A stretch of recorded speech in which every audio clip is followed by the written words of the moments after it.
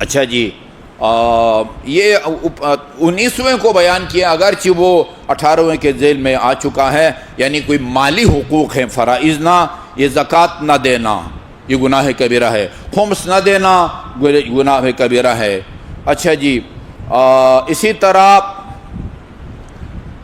خمس، آپ کو پتہ ہے کہ میرے ذمہ خمس واجب ہو چکا ہے، اس کی ادائیگی میں تاخیر بذات خود جائز نہیں ہے۔ دوں گا جی 6 مہینے کے بعد دوں گا، یہ تاخیر جائز نہیں ہے۔ یہ اکثر اوقات میں مومنین کو بتاتا رہتا ہوں، خصوصاً حج ورکشاپ میں، آپ کے ذمے خمس ہے، آپ نے حساب کتاب کیا ہوا ہے، لیکن چونکہ عرصے سے آپ نے خمس دیا نہیں ہے، آپ کے ذمے زیادہ خمس بنتا ہے، لاکھوں میں بنتا ہے۔ اگر یکمش سارا کا سارا دے دیں، آپ کا کاروبار متاثر ہوتا ہے، آپ کی معیشت متاثر ہوتی ہے۔ اس کا حل ہے، جس مجتہد کی آپ نے تقلید کر رکھی ہے، اس کے با اختیار وکیل کے پاس جائیں اور اس کو صورتحال بتائیں، اس سے پہلے میں خمس کی طرح متوجہ نہیں تھا، اب متوجہ ہوا ہوں، میں نے حساب کتاب کیا ہے، اتنے لاکھ میرے ذمہ بنتا ہے، ایک ساتھ یکمشت دے دوں تو میرا کاروبار متاثر ہوتا ہے۔ وہ آپ کو 2 آپشن دیتے ہیں، یا مہلت دیتے ہیں، اچھا جی 1 سال کے بعد آپ دے دیں سارا کا سارا، یا 2 سال کے بعد دے دیں، 6 مہینے کے بعد دے دیں، یا آپ کو قسطوں میں ادا کرنے کی وہ اجازت دیتے ہیں۔ آپ خود بتائیں کہ آسانی سے منتھلی ہر مہینے میں کتنا آپ خمس ادا کر سکتے ہیں؟ 10,000، 5,000، 20,000، اس حساب سے، یعنی اگر اس طرح ان کے ساتھ معاملہ کر کے اجازت لے کے اگر تاخیر ہو خمس کی ادائیگی میں تو پھر کوئی حرج نہیں ہے۔ وکیل کے پاس بھی نہیں جاتے، خمس آپ پر واجب ہے، ان سے اجازت لیے بغیر اس کی ادائیگی میں تاخیر، یہ گناہ ہے، گناہ کبیرہ میں آتا ہے تاخیر، جی ہاں، بغیر کسی شرعی جواز کے اس کی ادائیگی میں تاخیر کرنا، فوری طور پر اس کو ادا کرنا چاہیے۔ جیسا حج ہے، حج واج پر واجب ہو گیا ہے پہلی فرصت میں، پہلی فرصت کا مطلب یہ نہیں ہے کہ اگر جی شعبان کا مہینہ ہے تو اسی شعبان کے مہینے میں چل پڑیں حج کے لیے، نہیں، پہلی فرصت کا مطلب یہ ہے کہ حج کے واجب ہونے کے بعد جو پہلا ذی الحج آئے گا اس میں آپ نے جا کے بیت اللہ کا حج کرنا ہے، فوری ہے، بغیر کسی تاخیر کے۔ عربی میں اس کو تسویف کہتے ہیں، تسویف، جو تسویف کرے، اچھا جی اس سال نہیں جا سکے، آئندہ سال جائیں گے، 2 سال کے بعد جائیں گے، ابھی الحمدللہ جوان ہیں، کوئی پتہ نہیں ہے، 100 کے بوڑھے ابھی تک زندہ ہیں، 20-25 سال کا جوان پتہ ہی نہیں چلا، کل ٹھیک ٹھاک تھے اور آج اللہ کے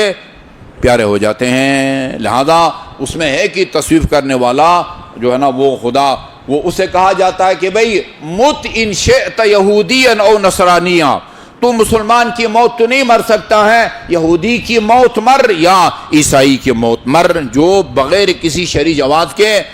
حج کی ادائیگی میں تاخیر کرتا ہے۔ اچھا جی، اسی طرح قرض کی ادائیگی میں تاخیر، ایک تو یہ خدا کے مقروض ہے نا، خمس، زکوٰۃ وغیرہ، کسی سے قرض لیا ہوا ہے، آپ نے قرض ادا کرنے کی پوزیشن میں ہے، لیکن پیسہ ہے نا، پیسہ سے محبت ہوتی ہے۔ ایک دن مجھے یاد ہے، باہر میں نے کہا تھا، یہ مثال دی تھی کہ وہ ایک بندہ کہتا تھا کچھ لوگ پیسے سے محبت کرتے ہیں، کتابیں خرید، شادی کریں، وہ کیا کہتے ہیں، وہ مکان بنائیں، مجھے پیسہ سے من حیث ہوا محبت ہے،